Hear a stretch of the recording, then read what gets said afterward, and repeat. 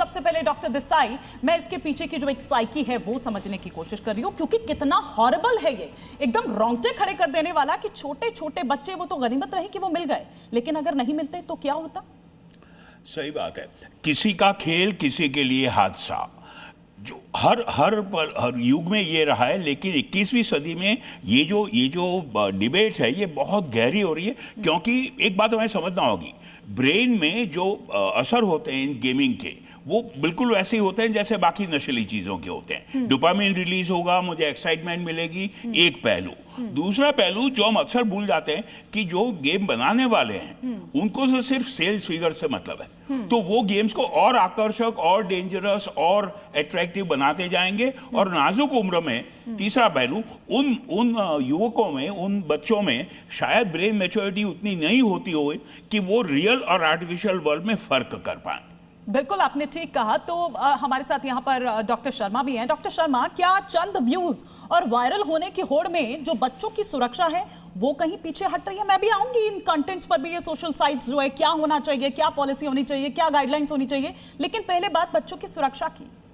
देखिए, जो ये घटना हुई है, इस घटना पर प्रतिक्रिया की बजाय हमें अब पेरेंट्स और स्कूल दोनों को मिलकर के एक ऐसा प्लेटफॉर्म तैयार करना होगा जिसमें बच्चों को मोबाइल की जो एडिक्शन है उसको हटाया जाए, और दूसरी चीज़ें जो पहले भी चलती थी आज भी उस चीज़ों को हम अगर आगे बढ़ा करके लाएं, जैसे बच्चों को मैं देखता हूं कि पेरेंट्स खाना खा लो मोबाइल तब देखने दूंगा, होमवर्क पूरा कर लो मोबाइल में दे दूंगा, या और बहुत सारी चीज़ें जो पेरेंट्स के द्वारा साथ में होती हैं, उसकी बजाय हमें उसके ऑल्टरनेटिव अब ढूंढने होंगे।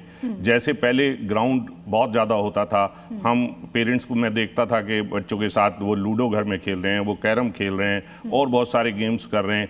अब मैं समझता हूँ पेरेंट्स के पास जो समय की कमी है उसके कारण मैं मोबाइल को ही बच्चे का साथी देख रहा हूँ। स्कूल में भी हमें ये कंप्लेंट आती है कि घर पर बच्चा बहुत मोबाइल देख रहा है। जब हम फैमिली की बात करते हैं तो पता लगता है कि हस्बैंड वाइफ सर्विस में है और पीछे बच्चा है। हमने मोबाइल, क्या सारा जो जिम्मेदारी है या सारा कसूर जो है वो क्या सिर्फ एक पेरेंट का है? हमारे साथ यहाँ पर एक पेरेंट खुद है, हिमांशु जी। सिर्फ एक पेरेंट की जिम्मेदारी है ये सारा कसूर? क्या पेरेंट को यहाँ पर उनके ऊपर डाल दिया जाए? कंटेंट क्रिएटर की कोई जिम्मेदारी नहीं है, इस प्लेटफॉर्म की कोई जिम्मेदारी नहीं है जो इस तरह का कंटेंट परोस रहा है सिर्फ चंद लाइक्स के लिए, व्यूज के लिए?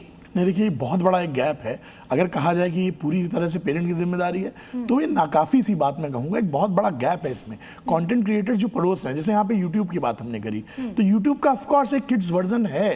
पेरेंट्स ऐसा चाह के उनको यूट्यूब में किड्स वर्जन दिखा के, ओनली क्यूरेटेड कंटेंट दिखा के कर सकते हैं, बट वो जो भी कंटेंट बना रहा है, इसको जो परोस रहा है, जो एप्लीकेशन, क्या वो इंश्योर कर रहा है कि जो उसका एंड यूजर है, जो कि बच्चे हैं या अभिभावक हैं या जो लार्ज मासेस हैं, वो कहां तक जा रहा है और उसका इंपैक्ट क्या हो रहा है? देखिए, इंपैक्ट एनालिसिस करनी बहुत जरूरी है इफ एनीथिंग। और सबसे बड़ी बात है उस पर किस तरह का क्यूरेशन हो रहा है, किस तरह के फिल्टर्स लग रहे हैं। अगर किसी भी सोशल मीडिया प्लेटफॉर्म द्वारा इस तरह का कंटेंट परोसा जा रहा है तो वो पूरी और पूरी तरह से उसकी अपनी मंशा, उसका अपना इंपैक्ट और उसकी जिम्मेदारी बनती है। क्योंकि देखिए, जो एंड यूजर है वो तो यूज करने के लिए बैठा है, उसको डेटा परोसा जा रहा है। Data is the new oil, जैसे कहते हैं कि जो है, जो आप, सबसे बड़ी बात है, आप खुद ही एक प्रोडक्ट बन के बिक रहे हो, तो डेटा तो बेचा जा रहा है जिसके माध्यम से वो एडवर्टीजमेंट इंडस्ट्री पूरी की पूरी जो है चल रही है।